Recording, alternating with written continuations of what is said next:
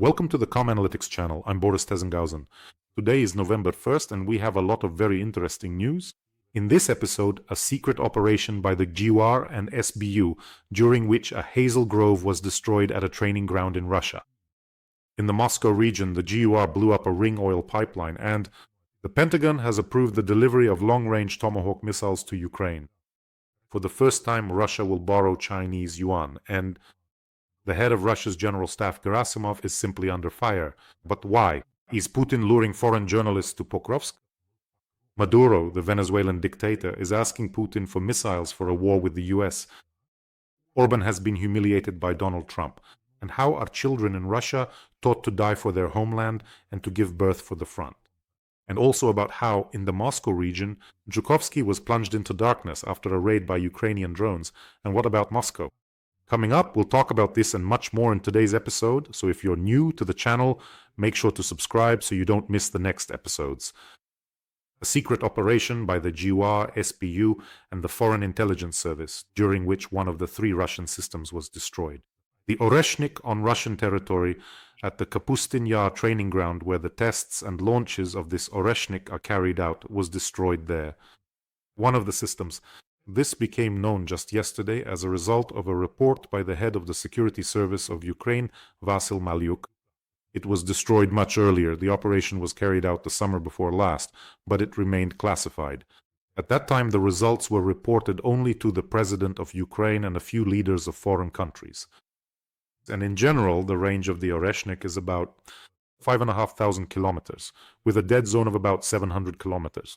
So if there are only 2 of these Oreshniks left in Russia, and if one of them is handed over to Lukashenko as Putin promised, then Europe should really think about that. So now it turns out that each old man gets 1 Oreshnik, Putin and Lukashenko. But yes, I think over time we'll learn the details of this brilliant operation. Can you imagine it at the Kapustin Yar test range? To just take and destroy one of these 3 Oreshniks. It's no coincidence that Putin recently made some threats, but then switched to talking about the Burevestnik and just sat there. Now he'll come up with something new and start threatening with a new weapon.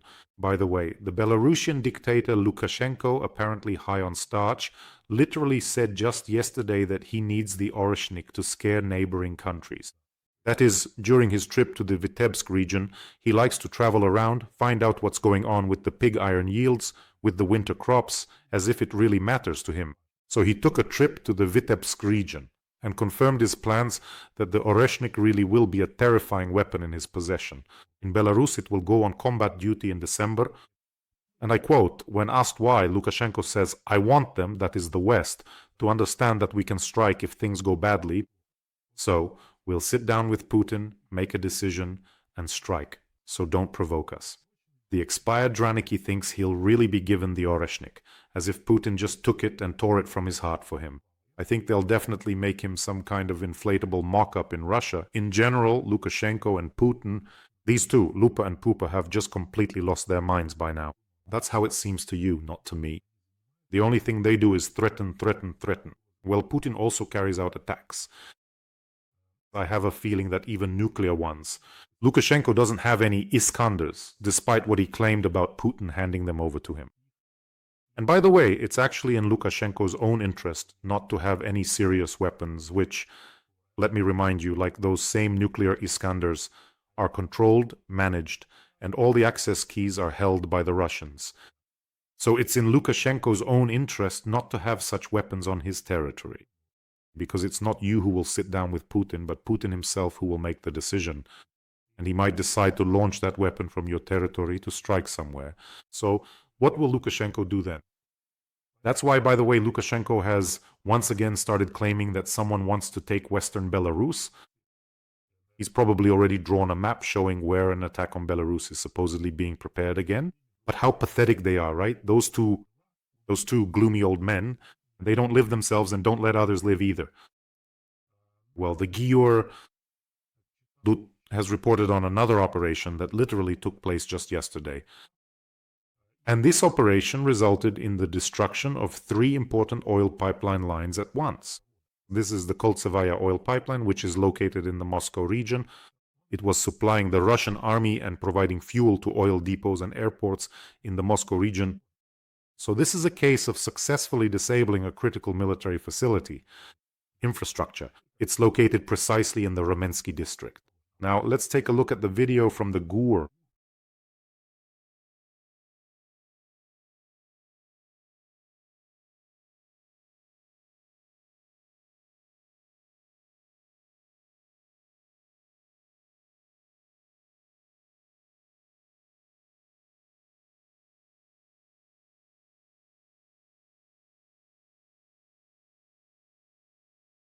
Basically, there was an anti-drone net stretched there and some protection. Nothing helped. All three pipelines were blown up. Let me remind you, gasoline, diesel, and aviation fuel were transported through them. So another successful GWAR operation on Russian territory. Once again, I want to emphasize the most effective sanctions are those imposed by the GUR, the SBU, the Armed Forces of Ukraine, and of course Magyar. When I was looking for information about this facility, I came across something. This news, for example. Aviation kerosene was being stolen from the Moscow Ring pipeline through a 1.5-kilometer pipe. In other words, aviation kerosene was leaking through a pipe. Some individuals welded a pipe, a branch to this oil product pipeline, that's the correct term for it, and they were draining the kerosene, but they caught everyone. Well, what can you do? Just another news story from the pipeline. And let me remind you, by the way, a few days ago, the GUR eliminated Putin's executioner, an OMON lieutenant colonel who committed crimes against the civilian population of Ukraine.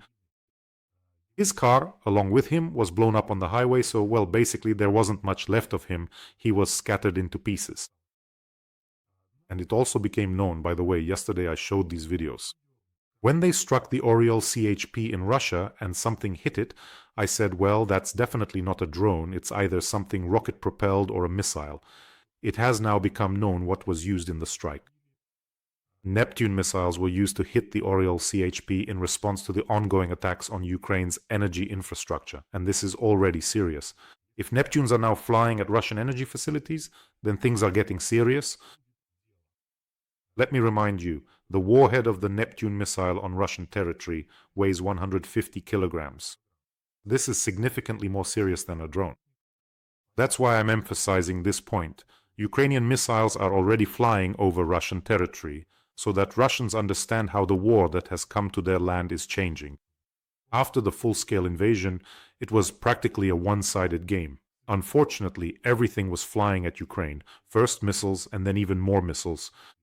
And drones, they're still flying at us now, but at this point we can see that both missiles and drones are reaching deep into Russia as well. Moreover, attacks are now taking place on targets that are more than 2,000 kilometers from the front line. So, Russians, do you think you'll be able to find enough air defense systems to cover all your endless swamps? I don't think so. The Pentagon has approved the delivery of long-range Tomahawk missiles to Ukraine. They believe this won't harm US stockpiles. Well, the Pentagon has approved it. Half the job is done. Now the final decision rests with Donald Trump, with the President of the United States. So, in fact, the Pentagon approves. That's it. Now Trump will just wave his hand and off we go, as they say. Well, we wait. Trump is so unpredictable. Yes, but we wait and hope. And a bit later there will be news about why, well, it's not easy for Trump. He needs to give, or rather I would say he really needs to give these missiles to Ukraine. And let me remind you, friends, we are currently running an important fundraiser for the 1st Medbat, the 1st Medical Battalion, for our combat medics, our guardian angels. Right now they have a critical need for ventilators, artificial lung ventilation devices. So, together with you, we are now raising funds for a ventilator. Falco 202 Ivo. This is for the frontline surgical group of the 1st Separate Battalion. The Medbat's equipment breaks down, ventilators are constantly needed, and medics regularly reach out to us, and we help them as much as we can. In this case, your donation directly saves the lives of our defenders. And our medics have recorded a video. Please watch it. Апарат штучної вентиляції легень – незамінна річ для надання невідкладної допомоги в умовах бойових дій. Ми в першому окремому медичному батальйоні використовуємо спеціальні портативні системи забезпечення для використання у військових умовах. Це найкращий інструмент, але, на жаль, він не призначений для такого навантаження та роботи в безперебійному режимі, яка є в наших умовах зараз. Тому ці системи починають виходити з ладу. Через це ми потребуємо додаткових звичайних стаціонарних апаратів ШВЛ. Залишитися без них не можна, адже це призведе до серйозних наслідків. Вартість одного апарату – 730 тисяч гривень, а всього потреба є у 8. Разом з каналом Бориса Тізенгаузена оголошено збір на 2 апарати ШВЛ для передових хірургічних груп 1-го окремого медичного батальйону. Часу обмаль. Розраховуємо на вашу підтримку. Let's help our guardian angels, the combat medics. The link to donate is in the description of this video. There are options for Mono, Private, and PayPal for those who want to help from abroad. I am always immensely grateful to you. You are simply incredible. Truly just incredible. If you don't see the payment details, there's also a QR code you can use to access the fundraiser. And now our segment.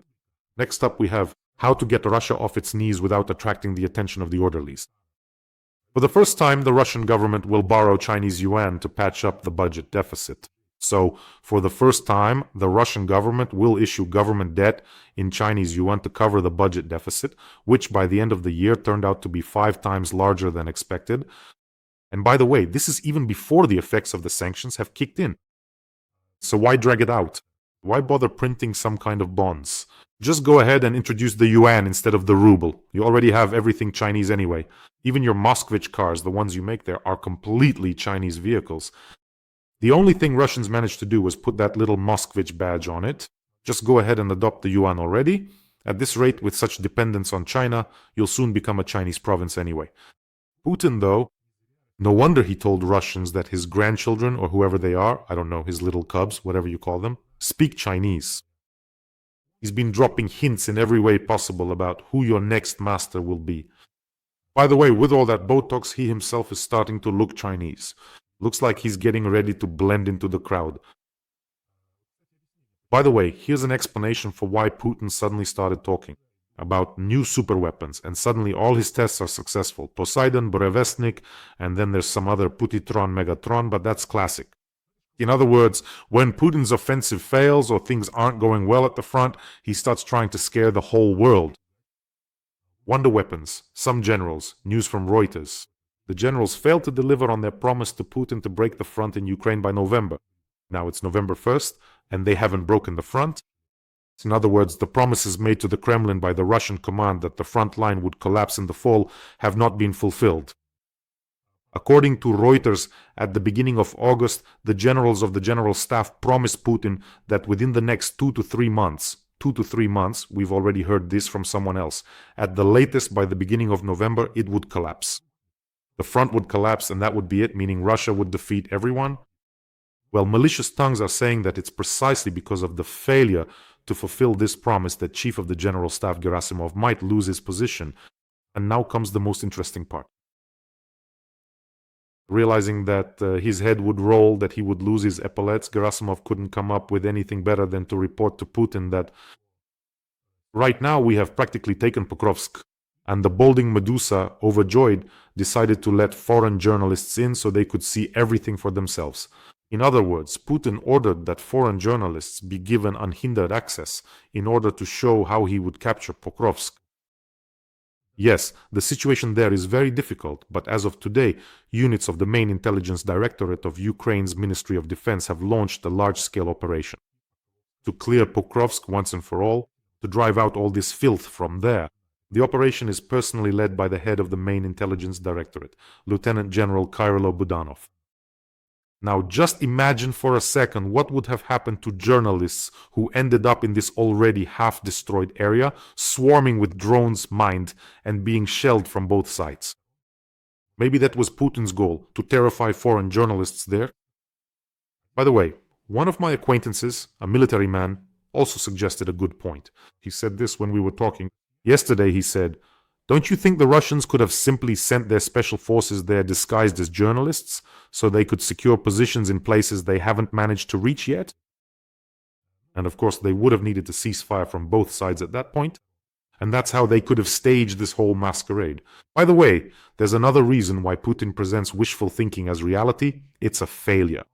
A failure of the deadlines that Putin had already boasted about to Trump. He had bragged that he would take Donbass by September 8th. This is exactly why Trump gave him 50 days, a 50-day ultimatum. He boasted that until October 15th. Here we see November has already arrived. Now there is simply no way to delay any further. And of course he declares, that's it, we have had a resounding success. We're about to capture a little bit of it now. Pokrovsk. By the way, at what point should it be taken? How did Kyiv in 3 days turn into take Pokrovsk in 4 years?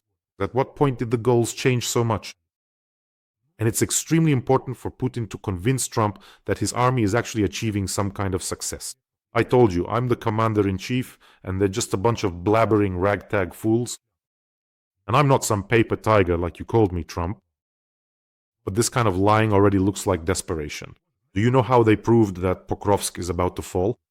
They hung a Russian flag with a drone, and within minutes that Russian flag was taken down by a Ukrainian drone. But the Russians took a photo, and now they're showing it off everywhere. And here's another possibility. Knowing the Russians, why do they need to lure journalists there? By the way, many journalists are already being sent invitations, including from Germany. Journalists have written that they're receiving these invitations. Why do they need this? So, Putin said that Russia is ready to cease fire for a few hours, so that you, the journalists, can see what it's like there. They would send journalists there and then hit them with a captured Ukrainian drone. And there you have your image for the world media. Perfect. So right now, yes, the situation is very difficult, but active fighting is still ongoing, and the GUR landing force is doing its job. By the way, friends, don't forget to subscribe to this channel if you haven't already, because by subscribing to Calm Analysis, you're basically saving on tranquilizers. Let's hit the pharmaceutical giant's super profits with Calm Analysis, so don't hesitate. Venezuelan dictator Maduro asked Putin for military assistance because of Trump's threat. In other words, Nicolas Maduro reached out to Putin. According to internal US government documents leaked to the Washington Post, Maduro asked Putin to help strengthen Venezuela's air defense system. This included the delivery of 14 sets of missiles and the restoration of several Russian Su-30 Mk fighter jets. These jets had previously been purchased by Venezuela from Russia. He also mentioned that some extra money wouldn't hurt, as well as a complete overhaul of the engines. According to the Washington Post, this letter was delivered to Putin by Venezuela's Minister of Transport, Ramon Celestino Velázquez, during his unofficial visit in mid-October. And overall, the letter emphasized that the Su aircraft are the main deterrent force that Venezuela possesses. In previous episodes, I mentioned that Maduro's envoys deployed 5,000 manpads in the country.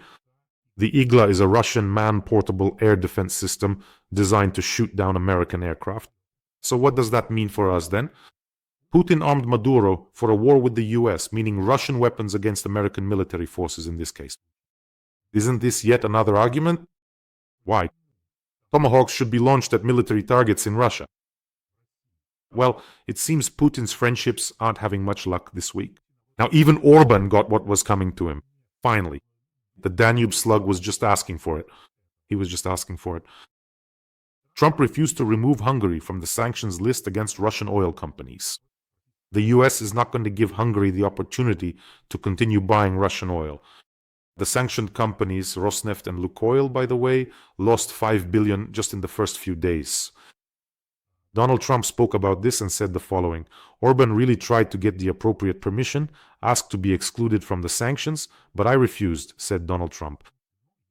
But didn't Orban lie before, saying that Trump would take Hungary's special situation into account, that Trump would understand everything? For Orban, Russian oil is a vital resource. He has been relying on this resource for 14 years now. In fact, he depends on it. So in the near future, we can expect a démarche from Orban towards Trump. What can you do, Donald is my friend, but oil is even more valuable. And here's a quintessentially Russian piece of news.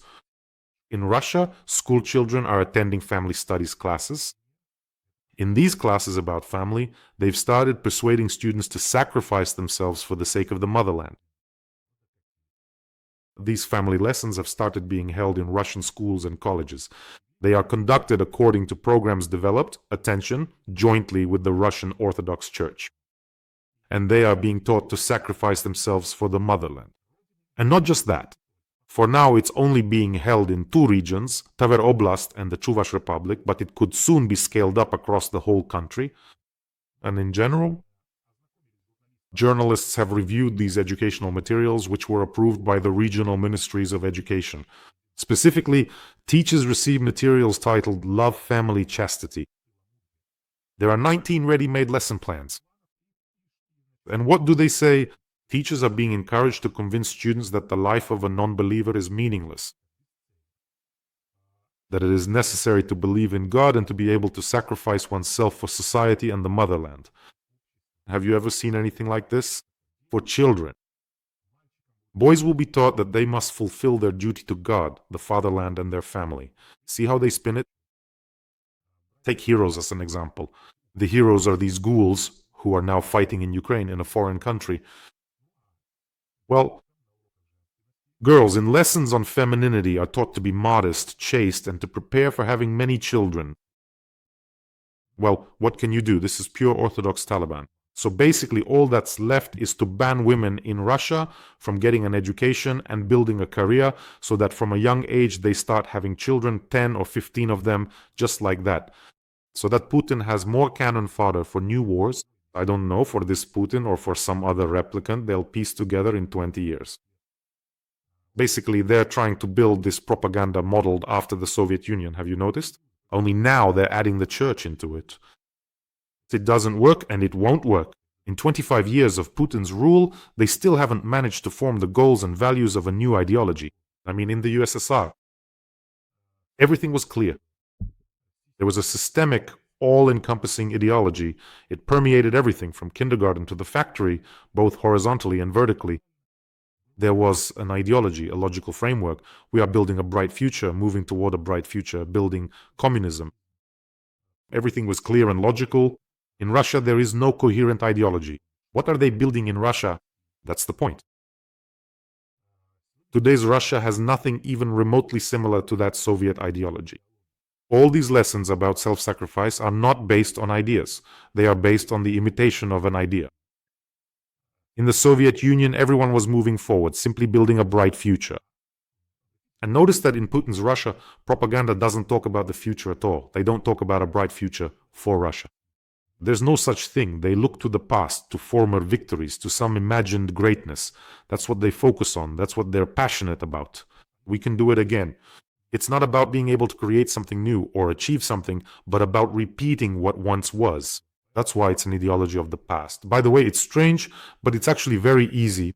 It's easy to see that there is no real ideology in Russia. There won't be any self-sacrifice for the motherland or for Putin. If you want to test it, just take away the payments to those fighting in Ukraine because they're supposedly fighting for the motherland, for the defense of the homeland. But if you take away the payments, there won't be a single person willing to die for Putin for free. That's how you find out what they're really fighting for. And now the news I saved for last, I think it's very telling. Zhukovsky near Moscow was left without electricity after drone strikes by the armed forces of Ukraine. So on that night, naturally the Russians claimed they intercepted all 11 drones. But then what were you shooting them down with? Substations. If you lost power there, 6 of those drones were headed for Moscow. And in the southeast of Moscow, the electricity went out. No one knows why it went out.